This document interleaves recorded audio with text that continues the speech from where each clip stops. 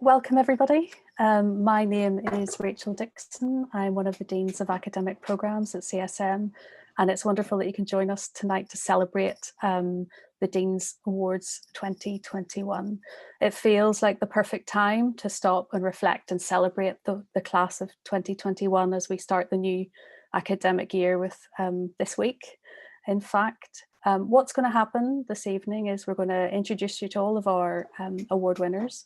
I'm going to quickly introduce you to the other Deans of Academic Programmes and then pass over to Judy Wilcox. She's our head of CSM Museum and Study Collection to talk a little bit about the awards.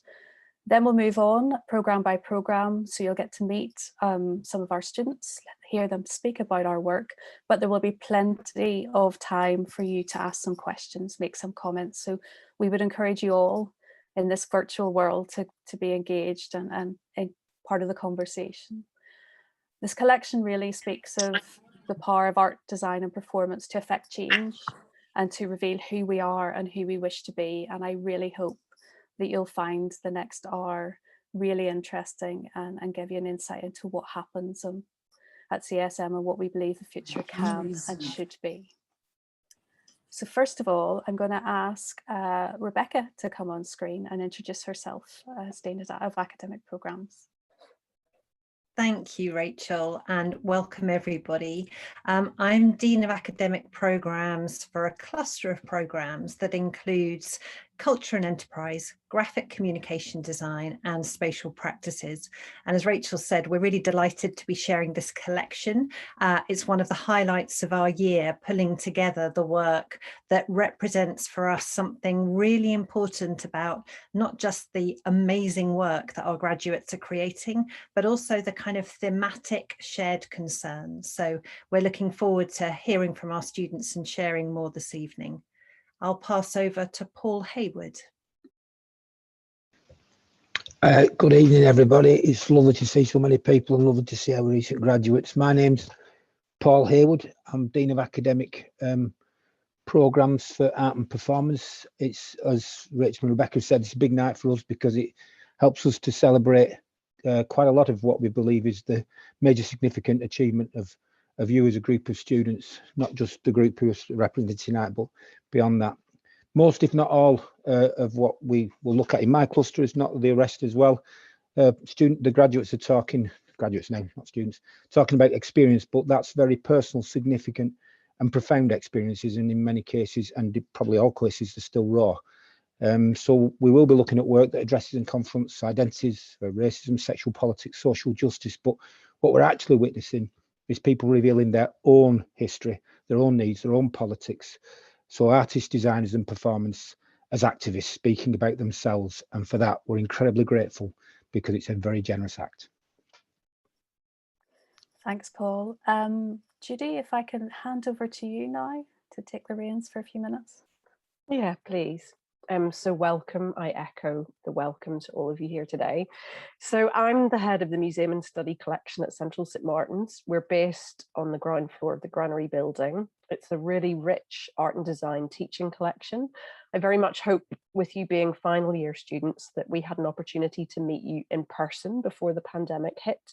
But for any of those who might have missed us, our job is to support learning and teaching across UAL and beyond. And we've been collecting student work since 1989, so more than 30 years in the making our contemporary collection has been. And the result is this amazing body of work. So it charts innovation in art and design language. It charts trends and makings, and we've also been quite lucky and we've managed to catch the odd rising star along the way. So there's some pretty exciting stuff in there. But I feel like maybe in the past, there was this focus on what I might call the shiny projects. And in recent years, we've tried to change the way that we collect into something which is much more thoughtful and more socially engaged, and rebranding that annual collection of work as the Dean's Prize. So we've always collected work from the degree shows, but it's only in recent years that it's been seen as the Dean's Prize. And I think that's really added richness and helped us to reinforce those messages. So what we're seeking and what we've seen, of course, this year is work of real substance, work that tells stories, and work that addresses the issues that are important to us at Central St Martin's and to University of the Arts London more widely. So Paul has touched on that.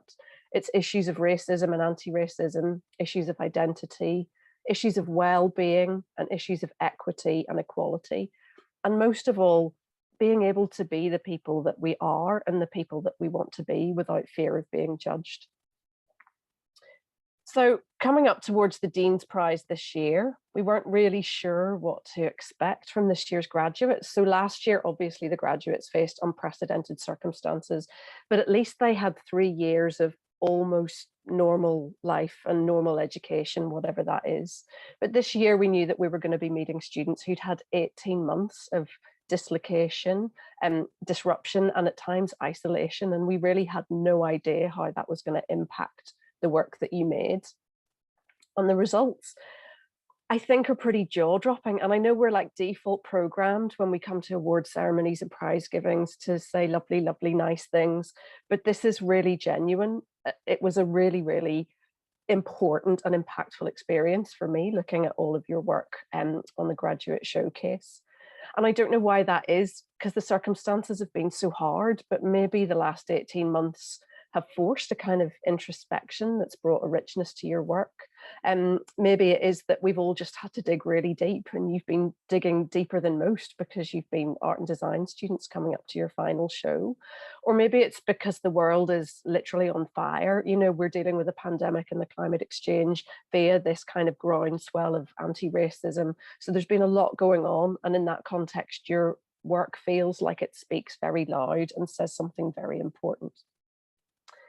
So whatever the cause for this amazing body of work from this amazing number of students, flicking through the graduate showcase was quite an experience for me. So variously, my hair stood on end. I laughed. A lump came to my throat. I wanted to cheer and celebrate with you, but there were moments when I read what you'd been through and what you'd faced, and that made me feel sad. So this incredible work addresses issues of identity, sustainability, social disruption, race, gender. And while there is, of course, innovation in there for sure, in terms of materials or in terms of concept, there's also a whole load of care and empathy, a real naturalness to the work, something that's very humane. And I think for me, looking at this work, it was this kind of collectively profound expression of what it is to be human. So as a team in the museum office, we're already super excited about what we might be able to do with this work in future. And I'm not very good at multitasking online, but when I finished speaking, I'm going to drop a link in the chat for you, because last year we were lucky enough to get some budget to make some podcasts with 5 of the winners of the Dean's Prize. And I'm really hoping that we're going to be able to mobilize this amazing work in a similar way this year. So to conclude, I just want to say we're really proud and really pleased that as a museum, we have an opportunity to preserve this moment in time.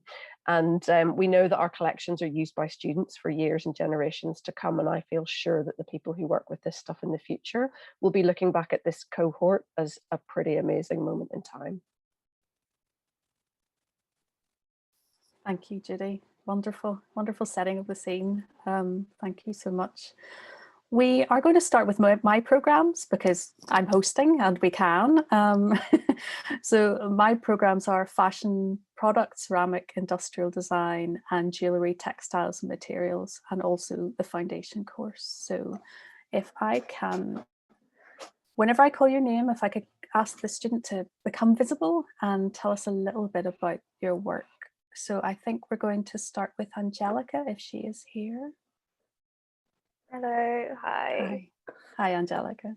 Hi, I just quickly want to say thank you so much, Rachel, for accepting me for this award. I really appreciate it. This collection is called For Metal. It was a response to the Black Lives Matter movement, and also took inspiration from the Windrush generation for the shapes and silhouettes. I wanted to create contemporary armor for people who felt unprotected and wanted to take agency into their own hands and to wear something nice, but the focus is protection. Thanks, Angelica. I was really privileged to see the fashion show this year, and even after we had selected you, to see this in person, it really was quite magnificent. So well done. Thank you so much. Thank you. If I can then call up Francesca, if you're here. Hi, Rachel. How are you? Good. Thank you guys for having me. So this project was really about an emotional response or emotive response to my experience with the school uniform in Kingston, Jamaica, looking at it as a form of protection and cocooning us from the socioeconomic classes that exist in our society. A great deal of the focus was placed on the idea of Black hair and protective hairstyles that we have, using the bubbles and hair ties or hair bows that we adorn our hair with, and wanting to use that as a vehicle to amplify the element of protection. So the wrapping of the body and creating the headpiece out of the bubbles that we wear. And so it's not just a literal big skirt or a tight blouse, but it's more about the sentiment of the emotion that I feel towards my lived experience. Thank you, Francesca. This was amazing work when I saw it, and we just had to have something for the collection because it really had a narrative all of its own. So thank you very much. Then we have Sunny, if you're here. I don't think Sunny was able to make it today. Okay, thanks, George. Ruby, can I bring you on screen if you're here? Hi. Hi. So this is a piece from my collection called Contemporary Self-Portraiture. So this was kind of in response to my personal experience of isolation over the UK lockdowns. So it kind of alludes to introspection and sort of the weird, dark realms of identity during this time, and kind of the eyes sort of allude to looking deeper than what your identity literally is in that moment. Thanks. Thanks, Ruby. The images of your work were amazing, but frankly, everybody who's on this screen today has produced incredible work in the most difficult of circumstances. But I do really feel for jewellery students. It must have been particularly challenging. So well done. Nicola, can I bring you up next?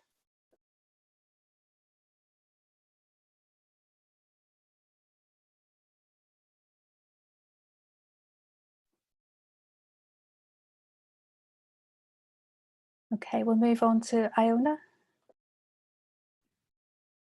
Hi, Rachel. Hi there.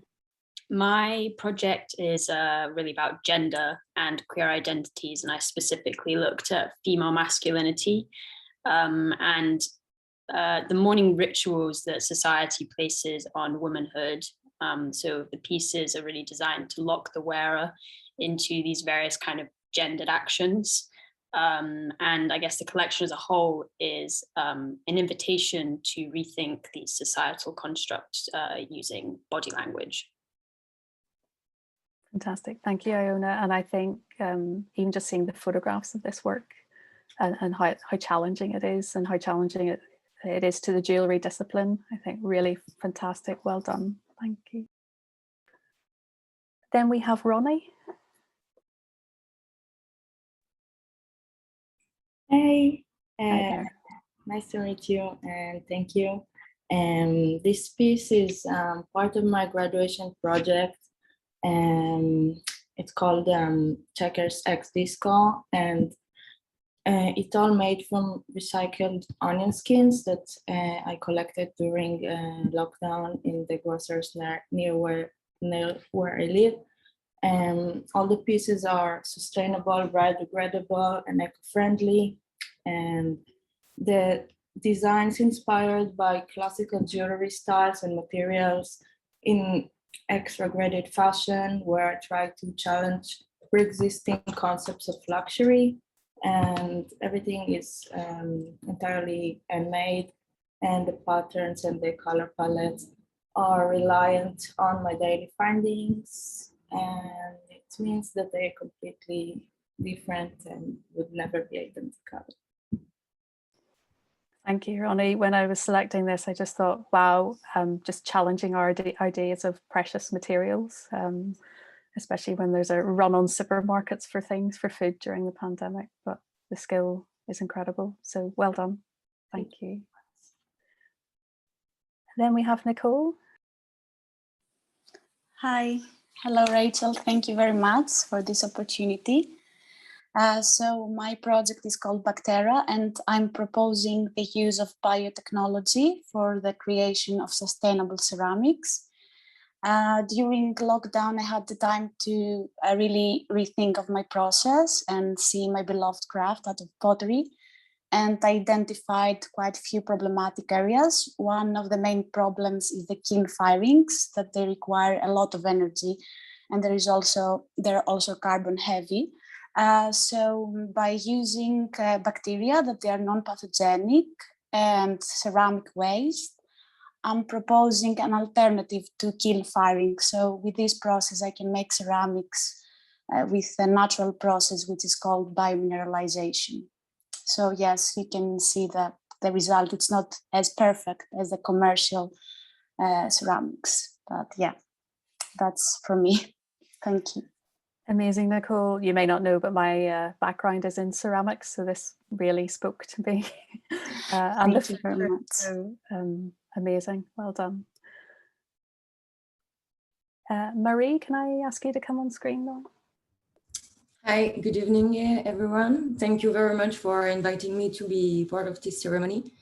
So I'm Marie Melkor, and I just graduated from MA Biodesign, where I developed my project Under the Line. So this project aims at filtering air pollution, which is present in the London Underground, to use it as a resource for the creation of a new type of pigment. So in the context of my project, I developed a series of black pastel made, among other things, from London air pollution.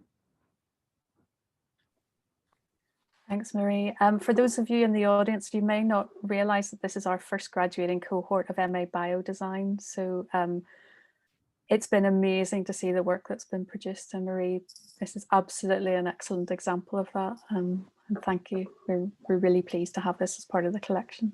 Thank you very much. It's really significant. Thanks. Cleiki, could I ask you to come on screen? Thank you. Hi. My project Straeon, which translates to Stories in Welsh, is a constellation of work to celebrate Welsh folk stories and the act of storytelling between generations.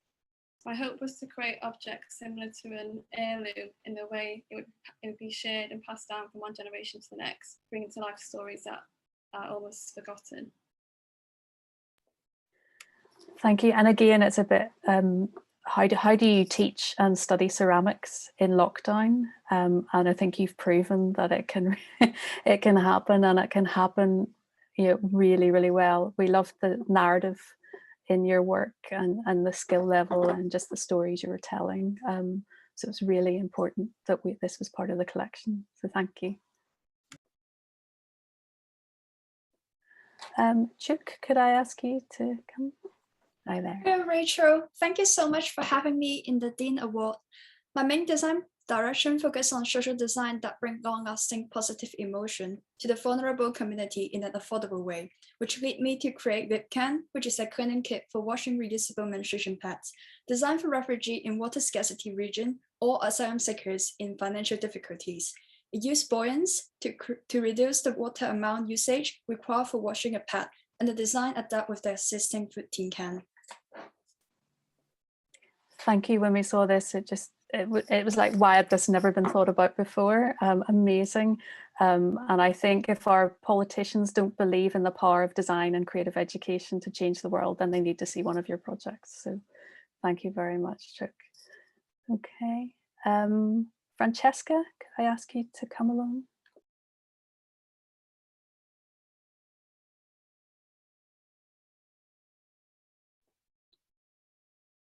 I hope you're there, Francesca. You might be on mute if you are.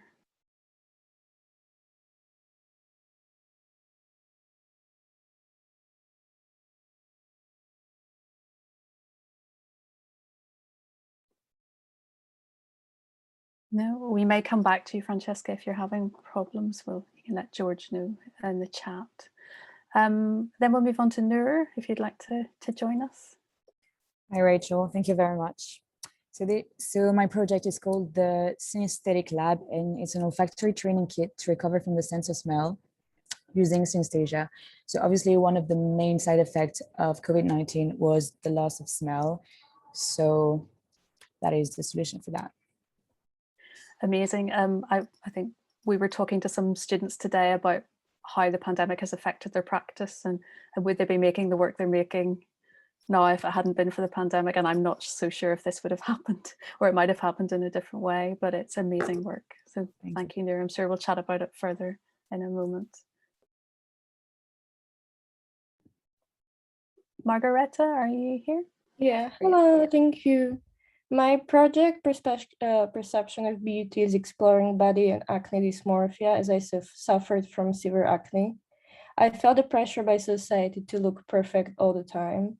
And as a result of that, I designed headpieces that act almost like a face chainmail that offer protection and make people more comfortable stepping outside of their home. And this project, these headpieces, could be a continuation of face masks after COVID too. Amazing, thank you, Margareta. For those of you in the audience who aren't aware, the Foundation Diploma in Art and Design is a one-year course before you go into undergraduate study. So it's really important that those students are represented in the collection too. And Margareta, really fantastic example. Thank you.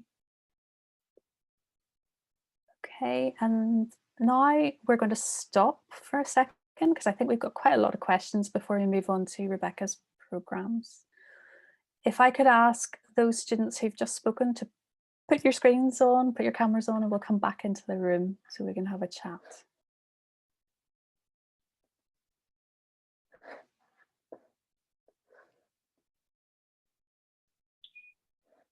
Brilliant.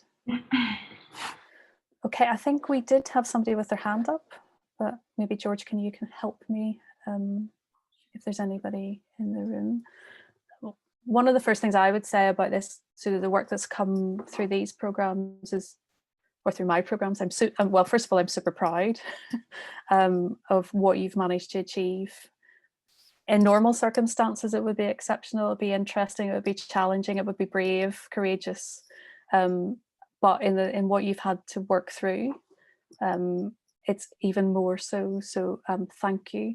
There are some themes for me that came out. It's around making in all of its forms. It's about sense of identity. It's about confronting climate emergency through how we make, what we make, who are we making for. I think it's also telling individual stories where they've never been heard before, which is really important too. So just wondering if anybody had any thoughts now you've seen some of the other work that's going on, if you see any common threads.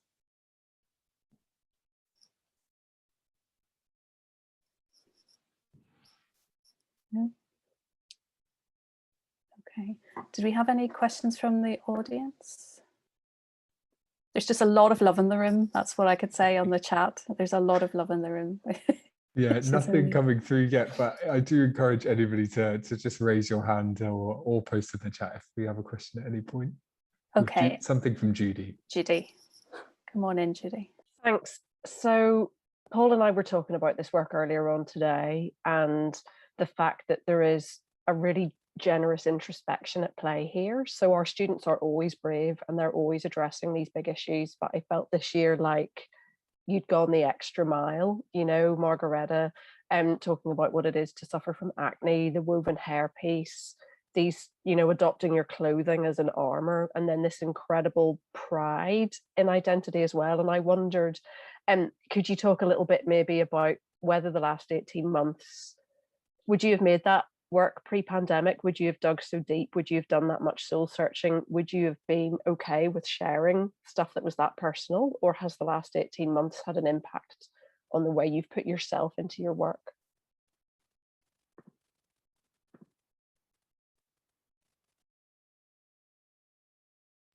I'm just going to say you can raise an actual hand rather than a virtual one if you need to. Yeah, Nicole. Hi, maybe I could just share my experience, and I would say that I have never imagined like coming to this course to this MA that I would end up doing that, like working with bacteria and learning a totally new process, that of microbiology. And I think what made me go to this way was the fact that there was like the pandemic and the quarantine, and we didn't have access to workshops in the beginning. So it made me realize that we are so like dependent on current technologies, and that made me want to find an alternative. So maybe something that is different from what we already know. So I think although it was a really, really challenging time, it was also good for me to reflect and see what I can do differently. So yes, that's my experience. Thank you. Maybe Noor, we can come back to you, because I did ask that question, perhaps on the work that you made necessarily might not have happened if we hadn't had a pandemic that affected your smell and taste. Yeah, that's for sure. The thing is that I'm very passionate about smells and scents and perfumes, and I saw that it was really the fact that you could lose your sense of smell was really disrupting that. And I thought, oh my God, how do you address that problem? And the only way to address that problem is shown to be the olfactory training that consists of smelling 5 different essential oils twice a day for about 12 weeks. So what I did is that I took this learning from the scientists and the experts, and I designed the service and the system around it to make it more appealing. Great. We have a couple of questions from the audience. Thank you, Paul. Maybe to ask you all, and I think we'll ask every group this probably because it's really significant. Has anything particularly shifted in your perception of the future? And what might happen to you, your career, your ambitions? Just a simple question like that. Is that for me? Any of you, but Noor, if you'd like to answer, certainly. Yeah, I can answer that. I would say yes, because now that we work in totally different ways, I mean, for instance, now we join a Zoom meeting. Now I really want to work in digital because I just realized that digital sustained during the pandemic, and that was one of the main fields that was still hiring people. So that was very, very interesting and kind of helped me reassessing all of this. And maybe I will bat that back to my programs in particular, is if we get so removed from that and we sit so much on a screen, what's going to happen to the materiality, to our engagement, to our making, to our thinking through making? Has anybody started to consider that? Or maybe we just hope that there is a balance somewhere. Angelica, you've got your hand up. Yeah, I try to keep things traditional as much as possible. I think it's important to accept that the world is constantly changing and you have to move with it. But like with my collection, I did all hand embroidery, and I think it's really important to keep or preserve the traditions as much as possible. But how I see the future going, to be honest, because this world is in an interesting state, I think that design processes have to have a purpose now, whether it's creating systems that help the planet or creating systems that help people. I think a lot of people are going to get left behind in arts and design if their work doesn't help in some way, because we need it now. Thank you, Angelica. I'm going to give a little bit of a plug because me and Annie Warburton from Cockpit Arts, and with George's support and help, we ran a symposium this year called Is Beauty Enough? Is it okay that we make beautiful objects that have no purpose? So we did an online talk series, which I'm just giving a gentle plug to if it may be online somewhere at some point. And those are the kinds of issues we were confronting. Is it okay just to make beautiful objects anymore? And it's not. Well, that's my view, but maybe we'll come to that later. If anybody else has any questions, I think we'll pass on to the next set of programs. And thank you all so much. I'll ask you to come back on screen at the end whenever we get through everybody. But Rebecca, if I can hand over to you now. Thank you, Rachel. And just to thank everybody who's spoken so far. It is one of those things that we miss or have missed by not being in the building together, is the conversations across disciplines and a kind of beyond the subject silos that sometimes we can feel we're within. And really just hearing students speak about their work is so stimulating, but also it's challenging. And I think one of the things that unites the work that we're going to look at now from across my programs is that I feel there's an implicit challenge to the viewer in each of these projects. And I'd like to begin by asking Farida to come on screen if you're there. Hi, Rebecca. Hi, Thank you lovely so much to see you. Lovely to see you too. So my project is titled Worth 100 Women, and it's a poster portrait series of 100 Egyptian women between the ages of 15 to 30. It is a participation in the reconstruction of the narrative surrounding Egyptian women both domestically and globally. Through this project, we are reclaiming the imagery that has been distorted, orientalized, and simply taken away from us. And hopefully it's an opportunity to dictate how we appear to the world and to the societies we live in. Thank you. And one of the reasons why this was so powerful for me was that it's not just reclaiming the stories, but also the graphic language, the power of the poster. You know, we think in a digital age that everything has to be multimedia and interactive, but actually the visual power of this work is completely arresting. And I think within your project, seeing how you envisage these in the streets in Egypt, located in an environment where it's impossible to ignore the stories that you're showing, was really powerful. Thank you so much, Farida. So now we're on to Amandine. Are we there, Amandine? Yes. Oh, okay. Fabulous. Hi, and thank you so much for having me. Honestly, it's a great pleasure. So for my final major project, I worked on the rediscovery of Black history and how can experimental publishing help engage with Black history. So the whole idea was to work with typography and the form of the book as a whole to help the user having a complete experience of the theme of my projects. And I based my two projects on different books. The first one is based on a book by Cheikh Anta Diop that is called African Origin of Civilization, and the second one is based on a book by Sakima Fundikwa that is called African Alphabets. Thank you so much. I think this project for me was one of those completely perspective changing projects where understanding something about the kind of the power structures of language and of the printed form and how you can unpack that, and you did that in such a kind of imaginative way, but also playing with the conventions that we're used to in terms of how we read a book or we understand a history or we kind of take the authority of a tone of voice from a typeface. So this was a project that just kept on giving for me. And I spoke of challenge earlier. I think the challenge is in one's own preconceptions of what a book is, but also what it contains. So thank you so much. Wonderful project. Thank you. And now we're on to Cameron. Are you there, Cameron? Good evening. Thank you very much.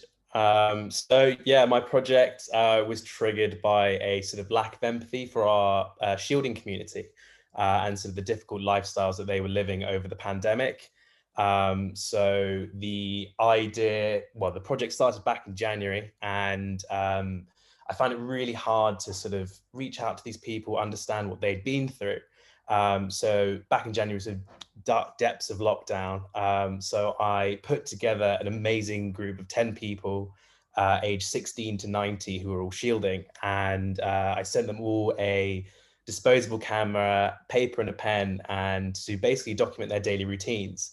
So it was kind of the most honest and raw form of empathy and the kind of true representation of their lifestyle, rather than me coming in and dictating them as a photographer. And then once they were all vaccinated and it was safe to do so, I then did a series of social distance portrait shoots, which I then combined together in a large photo book. and so which is all their photos, all their writing, all of their images are completely unedited, and so it's literally completely sort of 100% honesty, really, with the subject and the photographer. Thank you, Cameron. I found this such a moving document of our time. And it's amazing how now it seems like a document of a time that is already behind us in some ways, because I think we all feel changed by what we've been through. And the participants in your project have been through such extreme kind of circumstances and emotions. And I really felt touched by the way that you gave voice to these individuals and their experiences in a way that was really sensitive, but also kind of bore witness to something which I think many of us couldn't see what the experience of shielding was, and we heard about it and felt it at a distance, and you've brought that very close in this project. And again, it's a really lovely use of the camera, the photograph, and the written word. So again, the tools of the graphic designer, the graphic artist to tell this story. Thank you, Cameron. Thank you very much. Sachi, let's bring you in.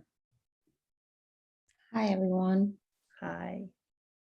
So Decaying Conversations with Machines on Human Life is a project that explores the relationship between decay, life, and death, which it's featuring an extended lens that looking lens through which we are able to view the odd and the beautiful. It is a synergistic coming together of the sentient, which is me, and a machine to reflect on our human life. It is an interrelationship between a human and a machine about the nature of decaying and the symbolic representation of decaying in our human life. The machine reflects on the questions asked by the human, which is me, and regarding the decaying that happens in nature, the environment, ecology, politics, and philosophy. And through a better knowledge of the nature of life, the human and the machine work together to find a philosophy for a sustainable future.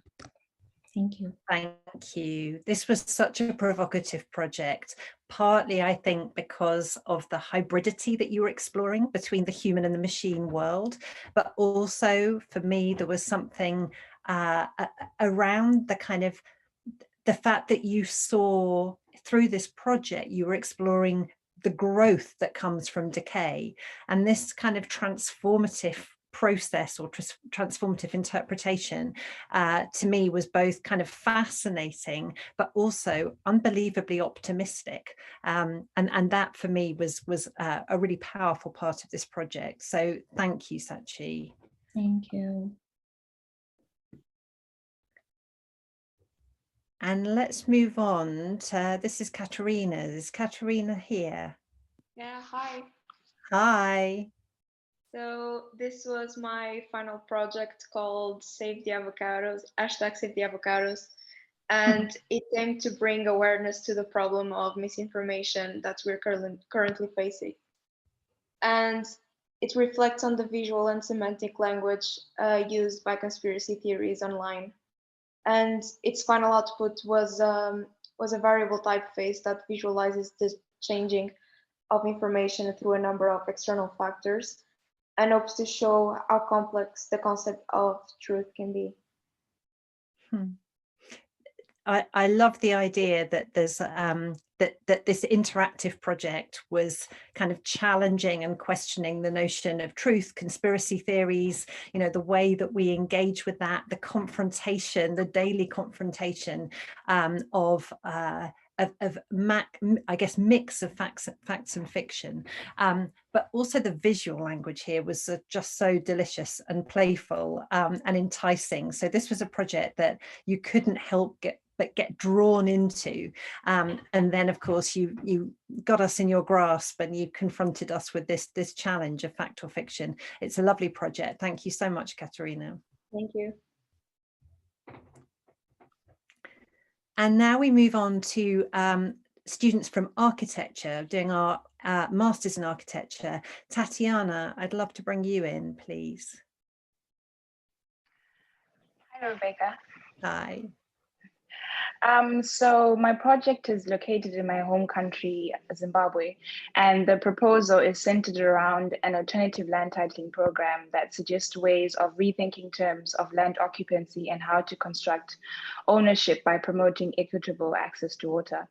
At present, most improved water sources in Harare are bore hand pumps, and so the proposal focuses on a new settlement typology that's centered around water rituals and the spatial sequencing of the pump. The design also explores regenerative landscaping strategies to provide water capturing systems to help recharge and maintain the water table.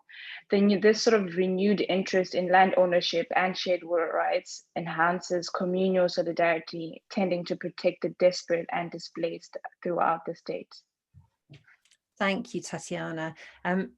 This project for me was so dense and rich with kind of not just symbolism, but the desire to use architecture to change our sense of justice and kind of spatial justice, and for me opened up some really interesting questions about kind of urban structures and urban environments. And I think also reading some of the writing that you did around this project around post-colonialism, I think the kind of embracing the complexities at play here. And again, I think for me it was an incredibly ultimately optimistic project, and was kind of transformative in terms of the way in which you were seeing your agency to affect change. So thank you, Tatiana, a really, really wonderful project. Thank you, Rebecca. And then Clausen, I think you're our final project. So over to you, Clausen. Hi, thank you. My project is called Hybrid Bridge, which is in Angola, a strategy to creatively solve flooding and malaria issues at the same time, with a unit consisting of rainwater harvesting tanks with natural filters, kitchen or toilet on the ground floor, and an aerobic digester underground to generate energy or gas for cooking. The malaria and flooding issues are solved with these units that are inspired by a local myth of a mermaid called Kianda that is valued and used to disseminate the project to lift Angolan or African identity. Thank you. Thank you. And again, Clausen, one of the things as somebody who's not an architect, what has been so interesting about looking at your project, and actually Tatiana's as well, is the role of the research, but also the storytelling, and understanding how the approach to changing our use of space and how we can shift our uses of space and our relationship to the environment and our value of materials is also a challenge for how we tell the story of how we can live better. And I thought your image making in this project was incredibly beautiful as well. So the storytelling happened not just through the design, but through your rendering of those designs too. Thank you, Clausen. So can I ask everybody from my cluster who's just spoken to switch on their cameras so you can be visible once more. And I'm going to check in a minute to see if we have any questions in the chat and to open up to the audience. But I had another reflection, which I think was that I've been reading the writer and philosopher Benjamin Bratton's reflection on the COVID pandemic. And one of the things that he has said is he's described it as the revenge of the real, which I think is a really interesting idea, that we have had to face the reality of COVID, and it's forced us to acknowledge that in a different way. And I think what your work, all of you are doing, is kind of responding to that in ways which demonstrate kind of imagination and kind of honesty and courage and all the things that we've already spoken about this evening. But I wondered if there was anything in response to this idea of the revenge of the real. Yet, what has anything changed about your relationship to what you see as the real world? Has your understanding of the real world been changed through this last year, you know, through your work or through COVID? And that could be to any of you.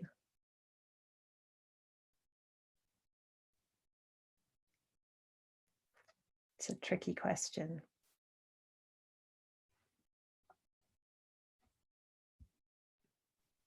Yeah, great, Amandine. I think it has, in a way, like, I think just by the fact that like with what happened, we realized maybe a bit more what is really important for us, because we had time to think about it and to like reconsider everything in a way. And also the fact that yeah, the past couple months, like not even just with COVID, but like I feel like really a lot happened in a really short amount of time. And so yeah, I think it gives a lot to think of, and yeah, to like recenter our priorities. Great. And actually, there's a question in the chat from Nike. I hope I'm pronouncing your name right, Nike. And this is a great question. Was there anything through your creative journey that being locked down made less difficult? So were there some advantages in being locked down in that sense? So yeah, I think it was that for me, it would almost like was the spark to my project. Sort of the whole concept of being able to send my volunteers sort of disposable cameras. I was always really interested within community work. I always knew my final project, I wanted to base it around some group of people and document them, empathize with them, understand what they've been doing. But rather than me simply going to take their portraits, the lockdown actually made me think, okay, like what other creative ways can I use to collate content off these different communities? And so I ended up going through loads of different iterations. So it really made me think outside the box, as I've been sort of stuck in my little flat in London in my room, sort of thinking of different methods. But yeah, that really helped me. That's really interesting. And speaking as a fellow graphic designer, I think we tend to like restrictions. So the more restrictions there are, the more you search for where you get your creative freedom. So I think that resonates with me too, Cameron. How about anybody else around this idea of being locked down and what might have been less difficult? I think for me, yeah, Tatiana, sorry. I initially started my project whilst I was still in the UK last year and decided to go back to Zimbabwe for Christmas. And due to COVID, I got stuck. I was planning to do the fieldwork research for a month and then come back to the UK. But then due to COVID, I was sort of stuck in Harare and I only returned a few weeks ago.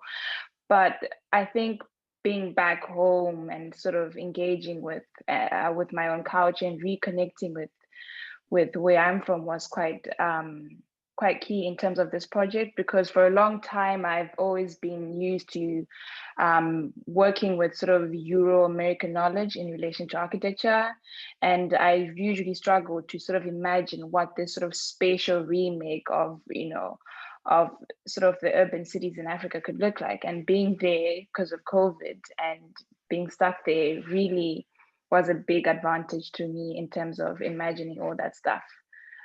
So I'm sort of glad I was stuck there for a while. That's so interesting. And just before, because I'm aware of time and we'll need to move on to Paul and his programs, but I think Farida, were you going to come in then? Yeah, I was going to actually add on to what Cameron was saying. I think because of the lockdown, it's kind of forced me to find like alternative ways of reaching out to people.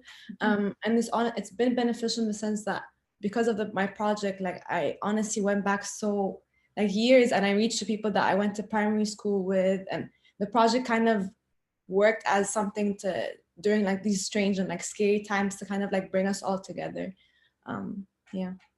That's lovely. And what a lovely note to kind of end on, that idea of being brought together, that even though we've been isolated and in so many ways further apart, there's also been a period of, I think, us coming together.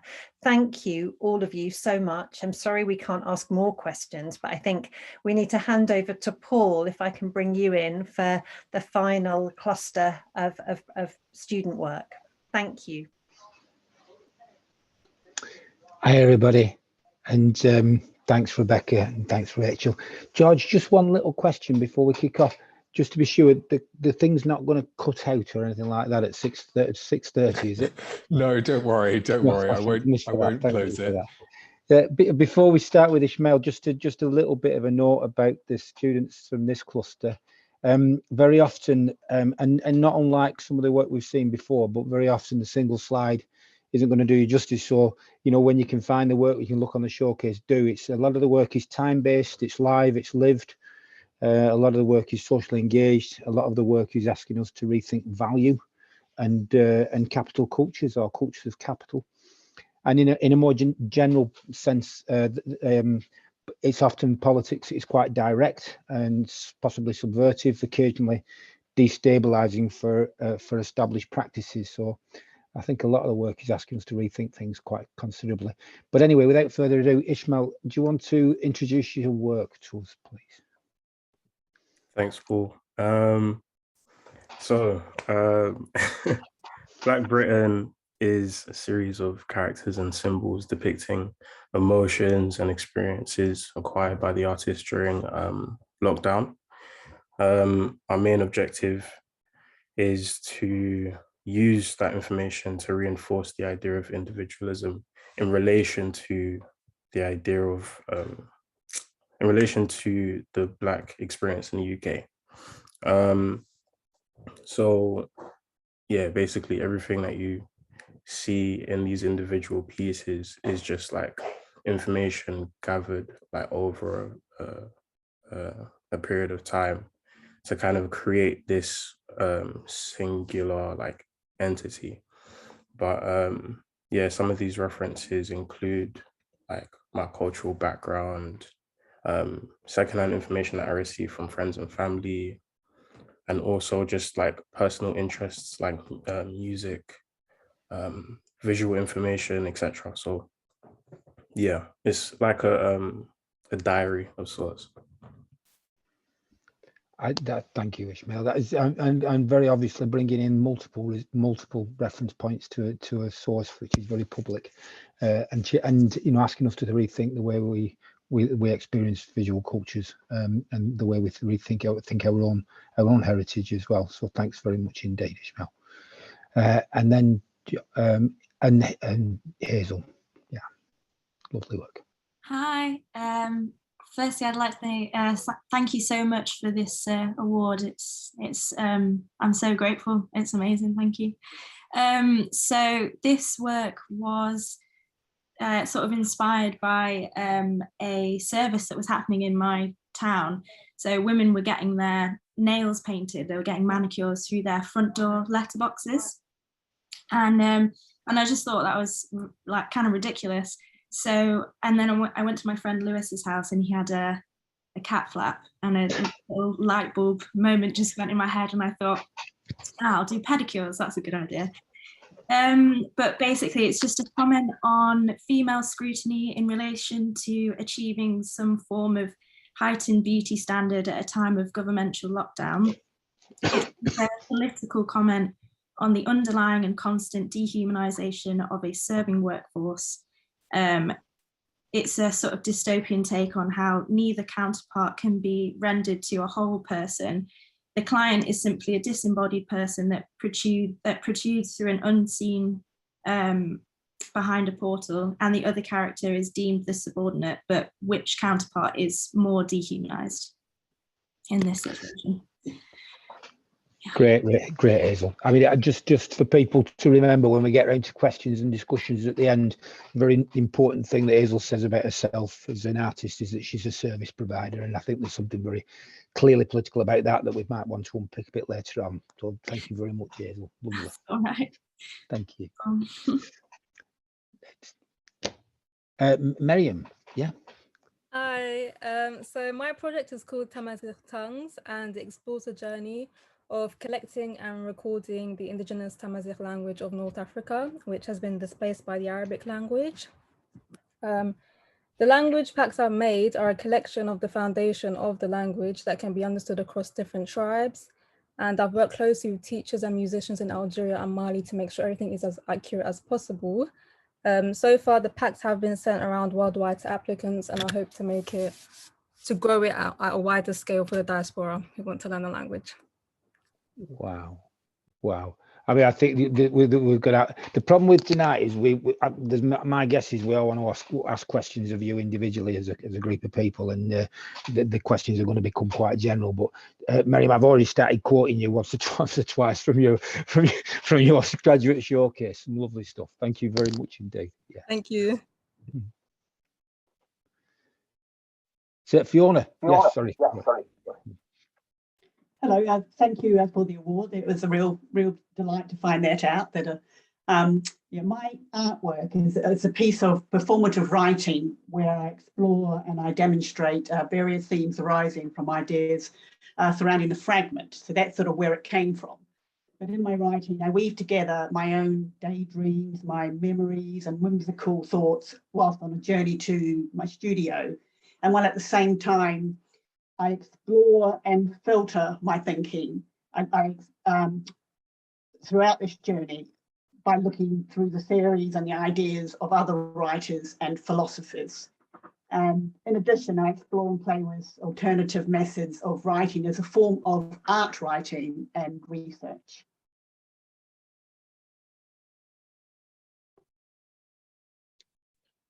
Paul, you're still on mute. That's a regular problem for me. One of the things I really like about your stuff, Fiona, is that you're using poetic poetry as a strategy for recreating realities and stuff. It reflects on our experiences in such a beautiful way. So thank you. Yeah, lovely. Yeah. Casper, wonderful. Hello, I'm Casper Dillon. I'm a choreographer, and I created this performance piece called Adam. It was performed at the Platform Theatre, and it's an archaeology of love from Adam and Eve to finding someone to play ping pong with. Thank you. And it's very, very beautiful as well. I think one of the, I mean, I said it at the beginning, but you've got to see this stuff in the time-based stuff. You've got to see the films that Casper makes and the choreography that he does. It's absolutely gorgeous stuff. And thanks very much, Casper. Yeah. Chelsea, are you here, Chelsea?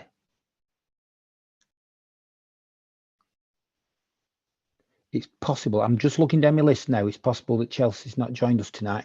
But just to say, on Chelsea's behalf, she's been an absolute treasure. And within the performance program, with the performance design and practice course, her presence has been really inspiring for a lot of people. She's the piece that the piece that we've talked to her about for the award is a relationship she's formed with one of her puppets from her performances and stuff like that. But highly entertaining, really vital work.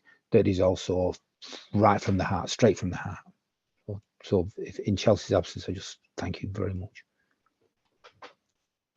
And then Joe, yeah, you there? Hello, hi, yeah, I'm Joe. I make music under the stage name Imith. My work being collected is the two projects that I've released during my time at CSM, my debut EP, Deserve Better, and my debut album, The Tower, both of which play on themes of catastrophic events, body horror, and the blurring of human and technology, acoustic and electronic, through the lens of queer bodies and transitional periods. And from this point, both of those releases will be remixed into a new collection, which I'm currently titling Avert Disaster, which will be available by the end of the year. Brilliant. Thank you, Joe. And I try and find some time to see the work and hear the work. Because I that the experience of the sound is something else and very, very layered as well. So thank you, Joe. And I think I think it's important that we get some time for questions. I'm conscious of the time, but I would say, increasingly more and more students tend to talk about platforms rather than courses, which is an interesting experience that I've had today. we are transitioning and the students' ability to move between and across, under and over and through disciplines is starting to change the way we think. Inter and trans are now established spaces for exploration, for exchange, and for the politics of representation. And the echo of that is the facility and expectations of students to work in transversal and intermedial spaces. So I think some of the stuff we've seen today in this little collection is really a demonstration of that move and that new prospect that students are working both between, across, and within disciplines. So any questions from people within the group, outside of this group, or our visitors? Anybody? And if those students in the cluster want to open the camera so they can ask questions and contribute.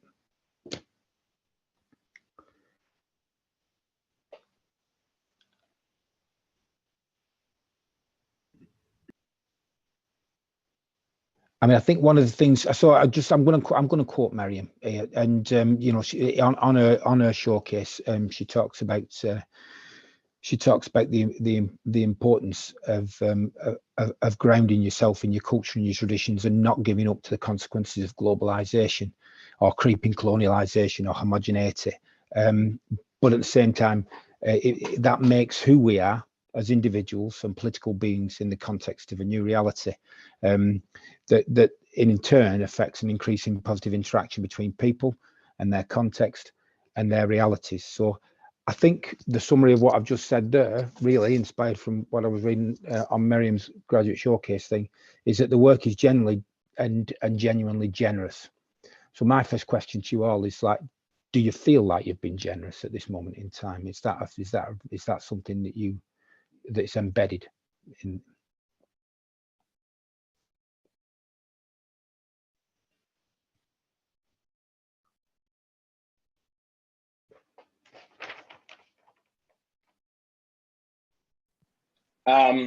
Just to speak on the aspect of generosity, I think especially during the pandemic, we've seen a shift from art spaces happening in physical, like galleries or performance spaces, having to move on to like online screenings, online performances on like Zoom calls, streaming platforms.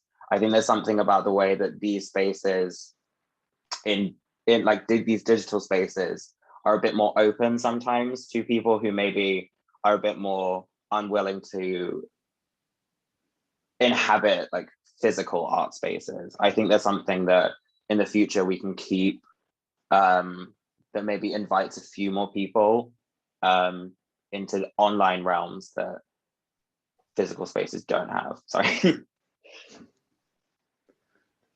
Thanks, Joe. Any more thoughts? Any questions in the chat that are hands up anywhere? Just having a look for hands. Judy's just asked in the chat space, Paul. We have some strong performance-based work here addressing issues of identity. Do you think performance is a medium that invites this as an open question?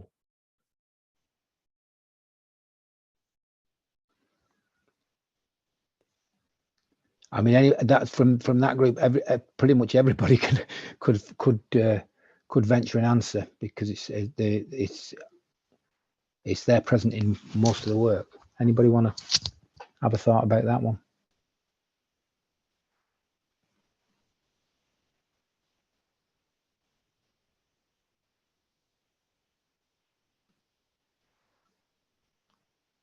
Okay, well, my question then, to try and sort of wrap things up for the night, is who do you want to meet on your next journey?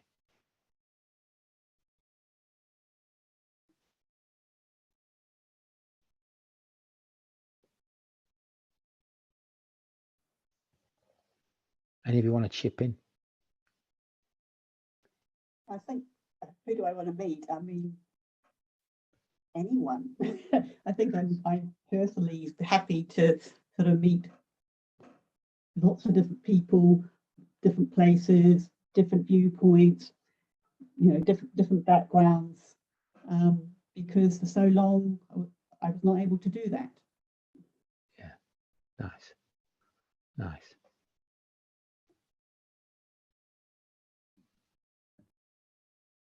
There's lots of questions coming in, which are sort of coming in here, which are sort of questions about individual pieces of work. But then, Nike, is there any skill you wish to master now after completing projects? I'm going to throw that open.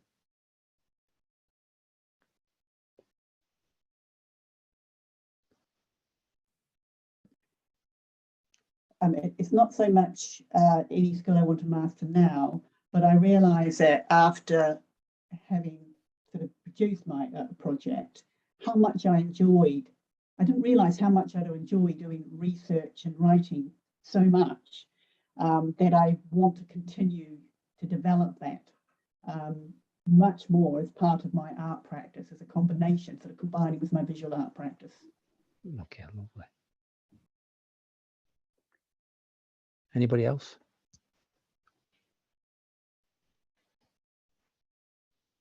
I think we're possibly losing one or two guests at the moment. Yes. So just for me to say to that group and to everybody tonight, massive thanks. I mean, we are obviously, we as Judy pointed out earlier on, this is changing the way we think about collection and the thing the collection might represent us going forward and be useful. So this isn't just about making sure that we can remember, but it's also making sure that we can make this work active in the generations that come in next and coming through the college next. Because I think we do want student experiences, graduate experiences to start informing the way we all think about or address our challenges going forward. And the work that we've seen tonight definitely does address the challenges we face going forward. So a big thank you to all of you before I pass back to Rachel. Thanks, Paul. Could I ask everybody to switch their cameras on one last time?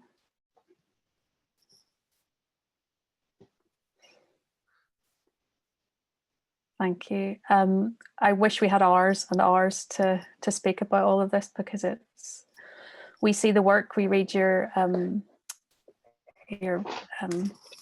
things you've written about your work, but just to actually have a chat about it is really engaging. So it's a real pleasure. Could I ask everybody, have you got a glass to hand of something? I have got mine. Okay. Better not be empty, that's bad luck. So I just want to toast you all. I think we need to toast your bravery, your honesty, and your empathy. And it is a real honor to learn from and with you. And it's just a pleasure to meet you all tonight and to hear you speak about your work. So good luck with whatever venture happens next. But to you.